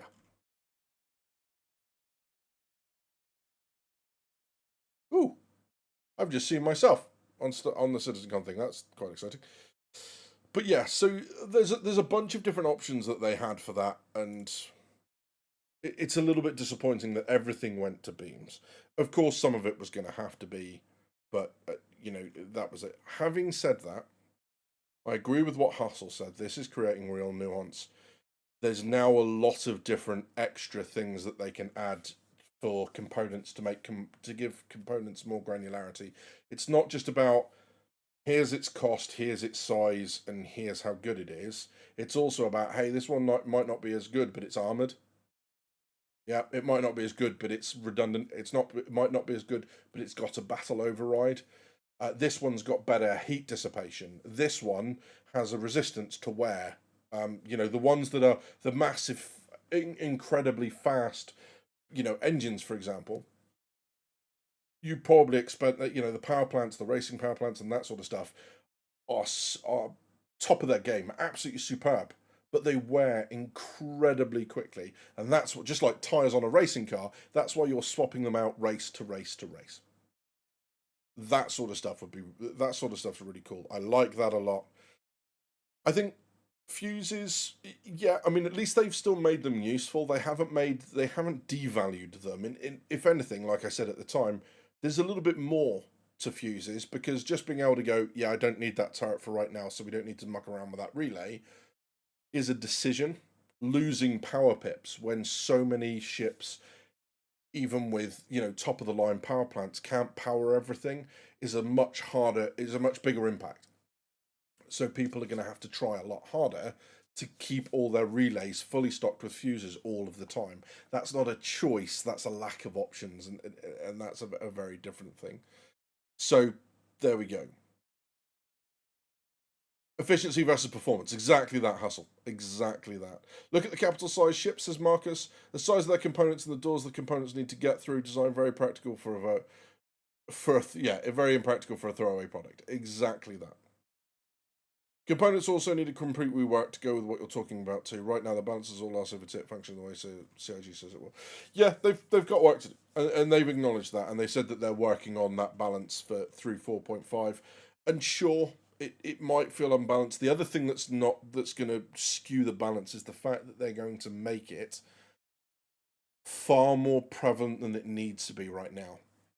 And this isn't kind of guesswork. This is just through everything that they've said, right? They've said, for example, 95% of ships get abandoned. Right? They just get claimed. No one recovers them, no one that. You can't get data on wear and tear if everyone is constantly abandoning their ships. So how do you make sure with a 95% abandon rate you're getting feedback on wear? You make it happen quicker. You make sure everyone experiences it. As long as they're not dumping their ship every hour, people will start to experience wear, they'll start to experience all that sort of stuff. For most of us, it'll just be a case of when we get back to station, if you don't already, opening up the mobiGlas and hitting repair will become a way of life. That'll be it. Or storing it and then hitting replace will be a way of life. So, and I don't have a problem with that. I think that's a reasonable thing to do. So, the more you mind move stuff, the less happy I am. Where's that, Blam? What's it I've reminded you of, bud? With relays, I don't understand the change. We have component management, fair enough, but there is anyway no cable management involved, so the connectors they want by air. Well, I mean, so here's the thing, right? And Cam will tell you this is that because he talked about this, and it's not something necessarily, but the idea of the physical requirement of running cables and just like dragging them around is a modeler's nightmare, right? In terms of how you get that to work and not completely spaz out or look wrong or not work at all. That becomes tough. It may be something, star cables might be something that comes down the line, but right now, I think, because again, when we talk about what I'm really hoping, I won't say that because I don't know if that's going to happen and I don't want to get people excited. There is something that I'm hoping to be able to do to show you guys a little bit more on the whole damage control front. I don't know if it's going to happen. I will say no more about it. But running cables is something that happens on warships. Obviously, a lot, right? To power different bits of equipment and all that sort of good stuff. It's an integral part of damage control. So, yes, running cables is definitely a good idea and very, very realistic. Whether or not that actually happens is something else entirely. So, there we go. In motorsport, racing engines are rebuilt every day or after every race weekend. That. Yeah. So coming in and getting it repaired, all that sort of stuff. Same with top fuel dragsters and race pistons. Yep. Goes to the machine works. Welcome in, buddy. I understand that reference. Good to see you. The more detail they add to engineering, the more they need to increase the time to kill, or it's all for naught. Do you know what? Yes. And that is, as they've said, that is the stated intent now with the removal of soft death or the imminent removal if it's not already, but I've been told by people who have played PTU that it has, with the stated removal of soft death and now being able to repair components and that sort of stuff. This is improving time to kill. But yes, it needs to be done in a meaningful way so people can actually react to what's happening on board and not just die in a fire explosion. And I'm really hoping for everyone, for fighters as well. They have that, like you see in the films, you have the damage and the, oh my God, things are going wrong. And I've actually got the time to punch out rather than just a sudden fiery explosion. And this isn't just me going, this is what I hope happens. This needs to happen to fully realise the idea behind Death of a Spaceman. You can't have 2-second, oh crap, explode for Death of a Spaceman to be fully implemented. That just can't work. So yeah, just the physicalized stuff. Remembering how far it deviated from that. Yeah, I mean the point with that pulling out the circuit board, that was never the stated intent of repair. It was like that everyone looked at it and went, that would be really cool if. I don't think it was ever the stated. Repair was certainly going to be more detailed than just this. But they did say, when they first showed off engineering and they showed off the repair beam Citizen was all over Spectrum, and they did say that they will look at it again in the future if they need to. I've got a feeling that either for 1.0 or shortly after, they're going to look at it and figure out that they need it a little bit more involved than just beams. Or if they're going to keep it as beams, beams need to bloody stop now. And everything that they implement afterwards needs to be something other than a beam. So there we go.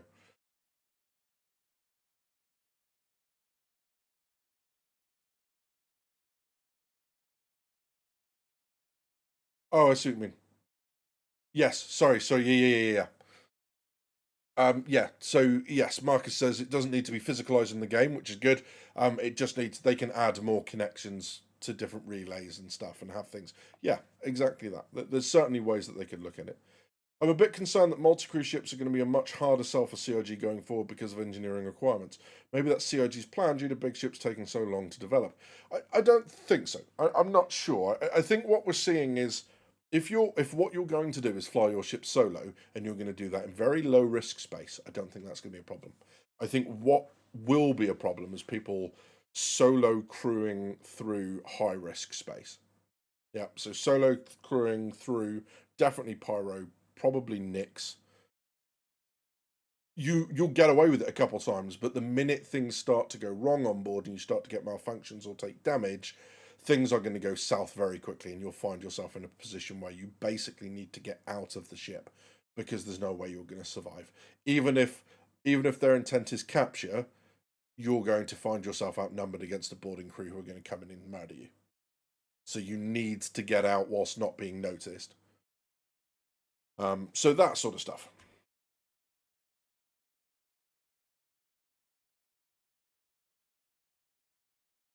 Relay connected gun 1, 2, 3, but there's no need to make that connection a physical one. Yeah, all the bits in engineering when you're talking things like just reroute power to this and all that sort of stuff. Maybe they can have some sort of, kind of movable connections. I don't know. I mean, at this point, they've kind of set the direction, and what we need to do is look at this as it's going to be, see if this is fun. Because hey, if this turns out to be really good fun, and the little changes and tweaks they do over the next 12 months turn this into something that people go, do you know what? This feels a lot more like the vision of Star Citizen they sold us, then it doesn't actually matter. Because if they bring physicalized in, but it makes it so much more of a pain in the ass, that actually just the fact that it's being physicalized and more kind of practical rather than beams might not. I know, however, there are a lot of engineer players out there at the moment who this is not what they were after. So we'll have to see whether or not it kind of lives up to what they're trying to achieve. So there we go. There's no such thing as a 3 length. That. Exactly that. Wish they could bring the claw back. Again, yes, I agree with you. I was not happy with the claw change. I kind of see why. I mean, collision physics are so jank in this game anyway. I mean, just getting vehicles to go up and down in lifts. Yeah.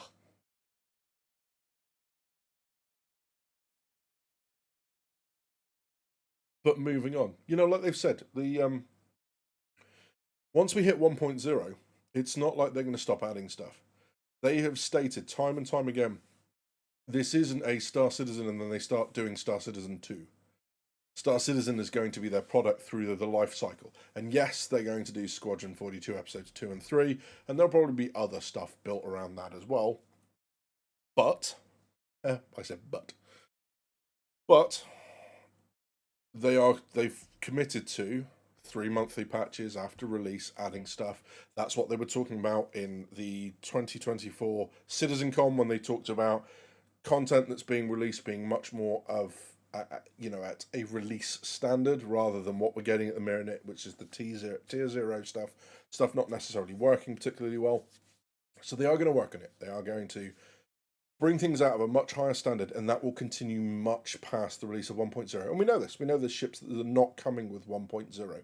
So the constant release is going to continue well past that point. And that's no bad thing. That's not a bad thing. This is why we're all here, right? This is why the game has funded, God knows how much it's funded, but it's funded a lot. Right? That's the whole reason that this kind of has got as far as it is people are accepting that this is going to get much further It'd be a much different gaming experience, release experience, development experience than anything else out there because, yeah. So there we go. 920 mil. Yep, 920 mil. It'll be 922 tomorrow because we're only 35,000 off, less than 35,000 off. So there we go. Physical reclaimer claw, yeah, that bothered a lot of people that went right, and a bit more physicality going through. Drones, casualty recovery drones are going to need to be more physical. Maybe they're shying away from that at the moment, and having problems with it. I only hope that they're bringing that back. But there we go. So, one build by Invictus says Hustle Bones. Yeah, absolutely. SC will be finished, in my point of view, when I get my Endeavour in the game flyable. And this is the thing. I don't think it's ever going to be finished, right? They're just going to keep adding and going with it. What I am hoping, going back to the original title and the thumbnail, is that they have a habit of doing this, and I'm not entirely sure what's driving them, is they do this just before Christmas. And then they go on leave. And I don't know why. You look at last year when they brought Pyro out. And they did it on a separate branch because they knew that it wasn't ready, and they insist on doing this now. I mean, why isn't this done kind of at the end of January, at the end of February, when they're all still at work? They've just had their leave. They've come back off of Christmas holiday, and they can go. And they're not all absent while the game's just a burning, smoldering pile of hopes and dreams behind them for a little while the game breaks itself. That would be, I think, a better move. I don't know whether they feel like it leaves something in people's subconscious about really enjoying it and that sort of stuff. I don't know. I don't know what the driving force behind it is. I just kind of hope that they don't leave it at a point where it's so broken we can't do anything. I've heard things from PTU and from Evo where venting different rooms didn't work. So opening it up didn't extinguish the fire because it wasn't recognizing the fact that you had no oxygen in the space anymore, and the fire just kept going, which is not good, especially when some ships apparently don't have fire extinguishers. So yeah, there we go. Hoping they move away from using magic beams for everything. Truther, absolutely. That's the thing with MMO style games, they're never finished. That's the whole funding model. Exactly that. Shitty Ash, welcome in. Good to see you. I don't think we've met before, but welcome in. It's a pleasure to have you here. This patch will go online even if it's 24th morning time, as always. Yeah, and that's kind of the concern, really, is that, engineering is going to change a few things. It's going to start trending the needle to the actual vision rather than this placeholder stuff that we've been having for quite a long time. The for example, the hammerhead should be an absolute beast in combat, and it's not. So yes, he is hoping. I'm not sure if the patch just before Christmas is the right time to do it. And I haven't played PTU. Often I don't, just because it's so frustrating and it just kills my enjoyment of the game. But we've seen with this one with Nyx that going to Nyx, people are crashing out who don't normally crash out, who've got very, very good PCs, and Nyx just does not like them. Nyx does not like a lot of people, sorts of. I found that running around, I'm doing fine, calling up my old chips, no problem. Calling up the Perseus, performance issues, frame rate issues. Who knows? But there we go. It's all right flying an F4, but running around, especially running around under the ship and in the cargo bay, causes some issues. So there's that. A tick box to show progress. It may not make for good timing, but it seems to be the pattern. Yeah, very possibly. Just getting the patch out. But they told us. Again, this is a rod entirely of their own making, right? That they told us this year was about stability. And so if we didn't get anything major at Christmas, it's not the end of the world. If we got things like physicalized helmets and loot refactor and all that sort of stuff, I don't think people would have been. I don't think it would have been massive uproar about it. It would have been like, hey, here's a slew of stability improvements. It's now less stable, it feels, than it was at the beginning of the year. Although, having said that, one patch being unstable doesn't undo all the work they did with the underlying code. It would just be nice to know where we are. We still haven't had a state of the nation of, hey, this is how many bugs we've quashed. This is where we are with this, that, and the other thing. Here's what we've addressed. Here's like a laundry list of issues. We don't have that. So that communication from CIG is really lacking at the minute. So yeah, so whether the Atmo gets vented or not, Ghost, I'm not sure. All we know is that the fire is not recognizing that the compartment's been vented. So yeah, who knows? They'll have people working on still on hot fixes, but yeah, patches this big, it's weird to drop before, not after a break. Exactly that. Matt Teapot's going to go around extinguishing fires by stripping people's holes in his reclaimer. I mean, that works. Yeah, if you've just broken it apart with the claw, fires are not an issue, right?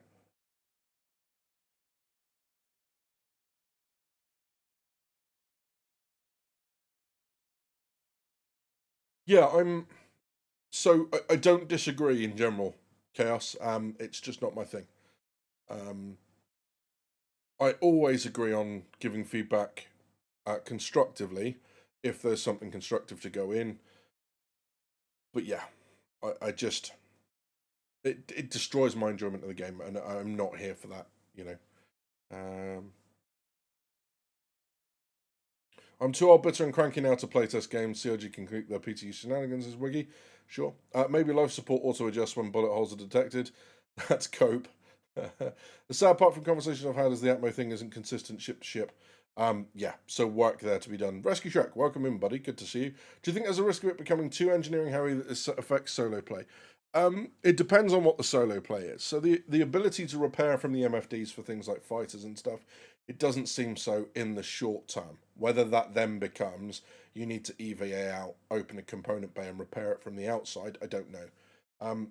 It will certainly affect people who are trying to solo their hull C across the verse. But it'll just slow things down, right? You'll need to stop the ship, get out, or arrive at your orbital marker and risk not being back in your seat, go to the components, repair them, that sort of stuff. But yeah, I think like anything at the moment, it's going to feel like that. I think we need to sit down and talk about this in 3 to 6 months' time. Once everyone's had a chance to get used to it, all you've got to do is change one minor thing and it upsets everyone, and everyone's like, oh, this is the biggest change in the world. And then it becomes a non issue. Let me put it this way, says Marcus. There are testers and pledges. Both are important to CIG. I'm a pledger as I work as a game tester for money. I won't do that for free. Get that 100%.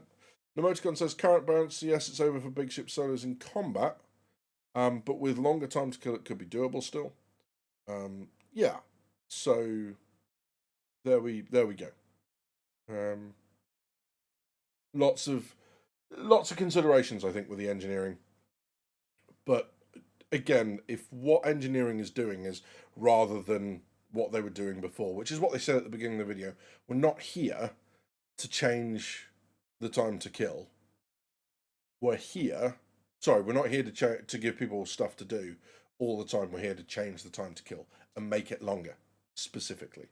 So that's a good thing, and I think that needs to happen for everyone. I think light fighters need the chance to bang out, or fighters need the chance to bang out. There's no point in giving them an ejection mechanic and introducing things like Death of a Spaceman if you can just get lasered down within a couple of seconds and not stand a chance, right?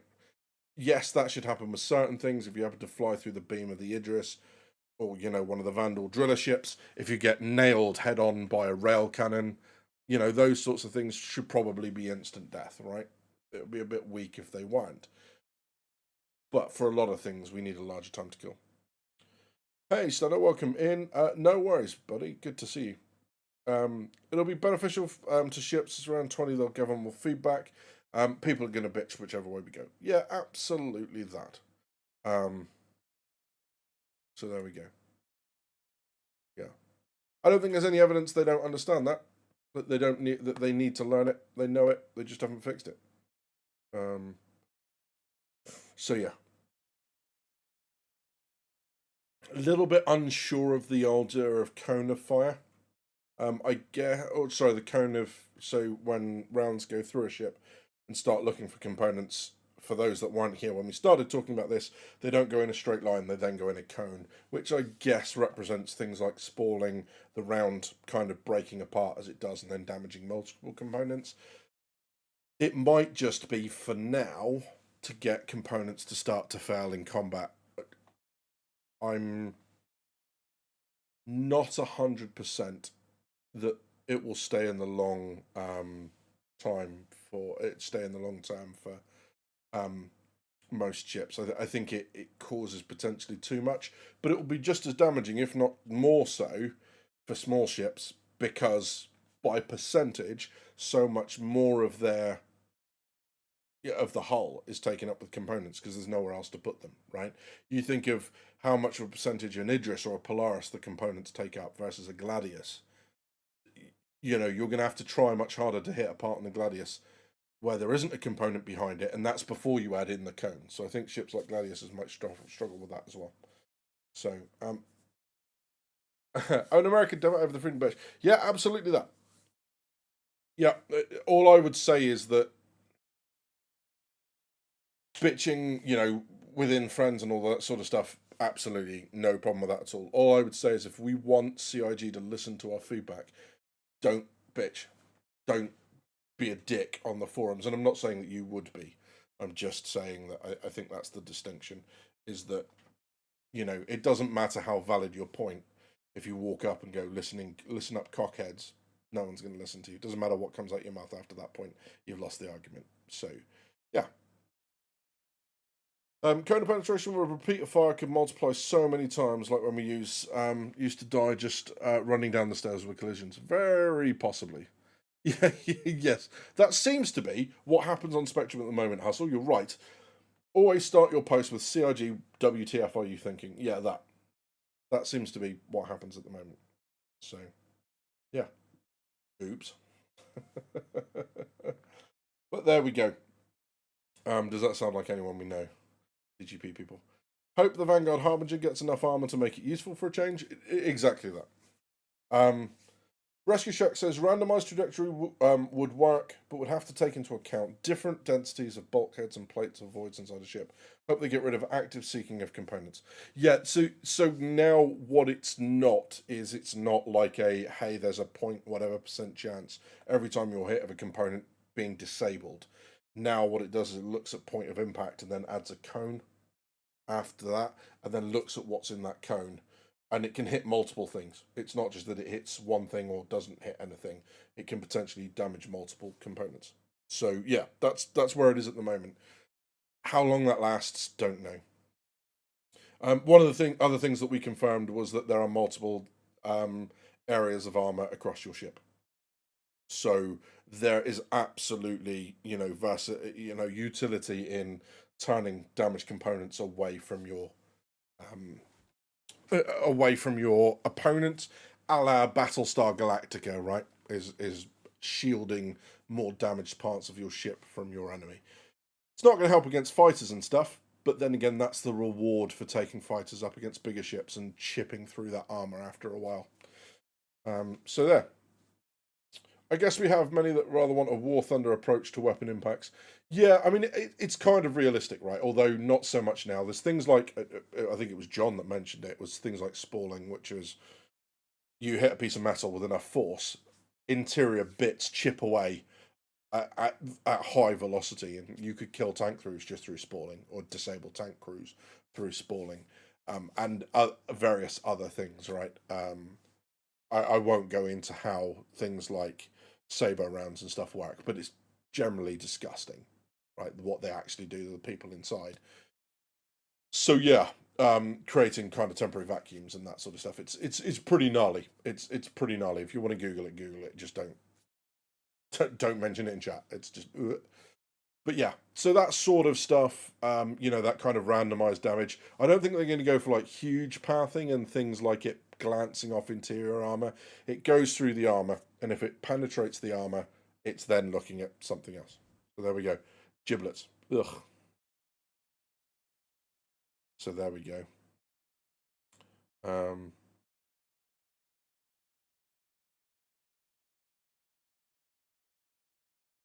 Well, no one's saying they don't have spool liners. That's what we're saying, but we're talking about the idea of people. The idea people might be confused as to why a round going through just doesn't continue in a straight line. Why are they adding a cone?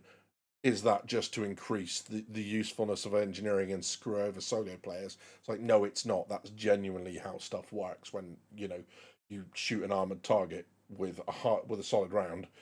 It opens up. With things like lasers, does that make sense? No, not really. I mean, I suppose you could talk heat transfer, or kind of different alloys having different melting points, and maybe that makes damage. But I mean, hey, they've got to do something, right? And maybe that gets balanced out later on. Do you think they'll ever get round to armor equals assigned texture, Maelstrom? I'm really hoping so. I mean, it's in Squadron 42. And what we hope is that when Squadron 42 goes live, the focus then becomes moving a lot of these things over to Star Citizen. Because when you look at Squadron 42 and what's in there, you've got to start asking yourself, like, what can be taken across? What in Squadron 42 is going to be useful to be taken across? A lot of the physical puzzles sound like they're a good idea. There's one that's demoed in one of the gameplay demos where what you see is a pulley system, and by adding weight, they change the balance of the pulley system and it opens. Puzzles like that in the verse would be incredible, right? It's just got to work for multiple people and not just be faked for one player. It's got to work from multiple different angles. There's lots of stuff that can come across. There's also lots of stuff that won't. It can be completely useless. So yeah, we'll see. Cone is how physics works when something is projected through a hole. Light does it, water ripples out in a cone. It's just basic physics. Exactly that. So there we go. With the armors, the percentage damage reduction, not with this, it's not. So not anymore. Armor now works differently. So let's have a look. Let's go back to armor. This is probably going to be useful. So for those that haven't seen this yet, it's probably about time we had a look at this. So let's dip back across. So weapons have a penetration value. The amount they penetrate depends on the current armor percentage. Penetration cone, impact radius, and distance radius all affect area on penetration, i.e., what the cone looks like, the area that it starts out, which will determine the size of the cone and how far into the ship the cone goes. Okay. As you reduce armor, penetration increases. Okay. So at 0%, weapons penetrate their maximum value. That's the percentage reduction. Ballistics less effective. Energy war more effective. Penetration is checked within a cone, as we're talking about. If a component is within the cone, it takes damage based on the penetration value. Okay, and even smaller weapons can eventually wear down armor over time, but larger weapons, and then I'm not repeating that because I just say something rude. I can't help it, it's a reflex. So it says here, if you use a size 2 weapon against a ship with full armor, you won't penetrate. So it's not a reduction because you've got absolute blocking.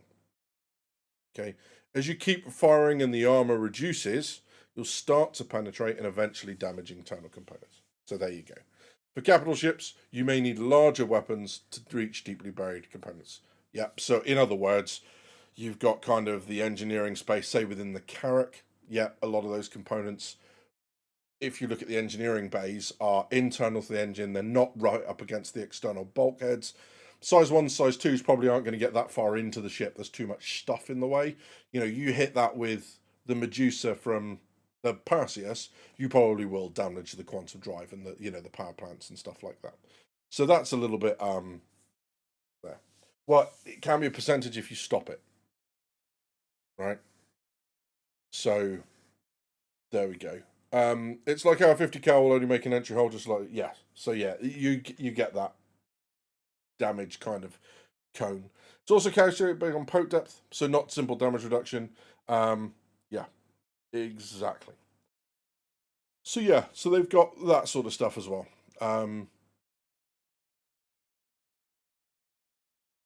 So we saw health pool of the armor, and then here we go. Whole sections have their own health pools. So that confirms that armour is for different sections of the ship. Okay, because here, if you read this, health pool of the armour and then current effective thickness seemed to indicate that it might just be a single pool for the entire ship. Confirmed that that is not the case. We're talking sections now. What those sections mean is that, you know, kind of vertical sections, is that as in horizontal cross sections, is that We'll find out as we go through. And again, as someone said, as Maelstrom is then brought in for the ships, it'll be to different areas of the ship, and whatever breaks away, I would imagine, will have that sort of. You might not be able to see it for everything. You know, every little wing and aerofoil that sticks off a ship. You know, I really hope they don't bring one in for the Wolf where you can see the health of the deployable fin, for example. But you know, generally speaking, right wing, left wing, you know, tail fins, that sort of stuff, you'd probably be able to see that sort of armor for. So yeah, there we go.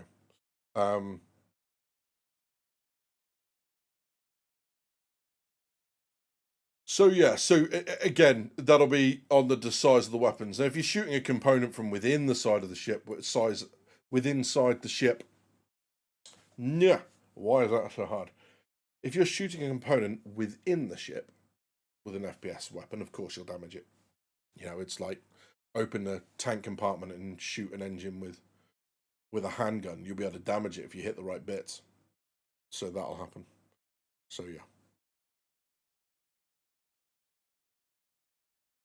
How many nerfs darts does it take to destroy an Idris power plant? Good question. Well asked. No clue. So there we go. There are multiple ways to help stop the fire, the spread of fire, and remove it. Yeah, I'm kind of liking the fire suppression, the fire behavior, all that sort of stuff. This, I think, it's not very well explained, but there's sometimes where you're running around the ship and you don't see the fire. You see the glow, but you don't actually see the flames, and it feels like it's a rendering glitch. It's actually very realistic to real fire. So what you'll see is the glow through smoke when you get close enough, but you won't see the flames. And then all of a sudden, you know, the kind of you get close enough to see the flames, and they're right there in front of you. And you see that a lot with the demo that they did when you're on the Javelin in Squadron 42, and he's in that rear component, and you see the engine bays kind of trying to shut to seal whatever's inside them, the fuel and everything else, the reaction, I guess. And one of them doesn't shut in time, and you see the fuel spill out, and the doors shut, and he runs forward, and you can't see the flames, and all of a sudden they're there.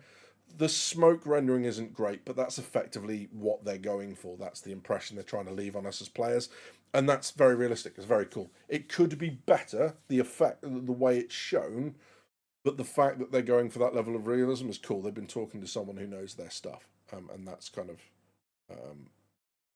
it is really impressive. Do the power plant have cooling vents? If so, long enough to block it and raise the core temp? I'm possibly not going to go that far into it, I don't think. But yeah.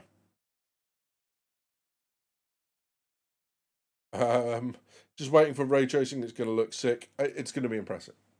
So yeah, I think ray tracing is going to be some way down the line. But obviously, the other thing that we're getting with 4.5 is the Vulkan renderer improvements. So that's going to be very cool to see that as well. Looking forward to seeing how that kind of, you know, kind of is implemented and played out. Both parts, but particularly Vulkan, because we do seem to be struggling with frame rates. You know, I've got friends who have got exceptionally powerful computers, and they are still struggling to get decent frame rates at certain points. It's an optimization thing. It's all those sorts of stuff. Yes, it's going to change. Yes, they're going to get better. I remember Horizon being a 4 FPS slideshow, and now it's much, much better than that. But yeah. What we'll probably do next week is very likely going to be one of my last, if not the last stream of the year on Sunday. So we'll have a look at that. I'm going to go spend time with family down in the West Country. I'm really looking forward to that. So I'm going to be stopping off with them So next year, what we'll have a look at, we'll have a quick reflect on what has been around this year. We'll have a look at what is coming next year. We'll round up what we know in terms of ships. We'll round up what we know in terms of gameplay loops and stuff from CitizenCon, and have a look at everything that we're expecting the year ahead. I'll wish you all a Merry Christmas at that point as well. And yeah, that'll be that. If you're looking for a Christmas present for yourself, I highly recommend Pigeon Spaceport. I'm partnered up with them. In the new year, I'm going to be looking at their RSI Scorpius model that's on pre-order at the moment. But if you use the link in the description below and use DGP when you check out, you'll get an extra 5% as a thank you for ordering through me. So go and check them out. The Scorpius looks incredible. Lots of interchangeable parts, very posable. If you want landing gear, if you want ladders, turret up on the top or bottom, that's it. And if you want to wait until the beginning of next year, Pigeon Spaceport are going to send me one. So I will sit here and unbox it with you guys so you can see exactly what it is you're getting. But it looks really cool. And if you pre-order it, what you will get is you'll get free shipping and tax paid on the import, which, bearing in mind it's coming from China, is not a small amount of money. That's kind of cool. So that's where we are. That's where we are this week. I don't know if I'll be going live or... Ooh, I've moved stuff around onto the screen. I don't know if I'll be coming across and doing any lives this week. If there are things that are newsworthy, I may well.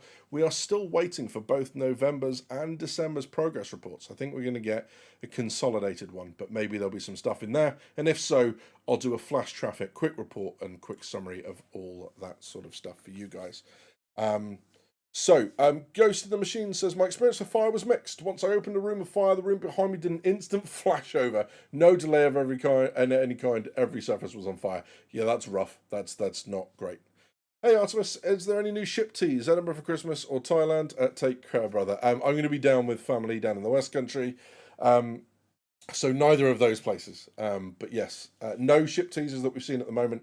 We don't know if there's one coming this month. But we'll see. I was going to have a look at what was in the previous report just after the Shiv and the Stinger and the other one came out, the Paladin, but we didn't have time this evening. So we'll have a look at that next stream, I promise. So there we go. You can download RAM, hustle. Download some. It'll be fun. Don't download some. Don't download some. I'm kidding. So there we go.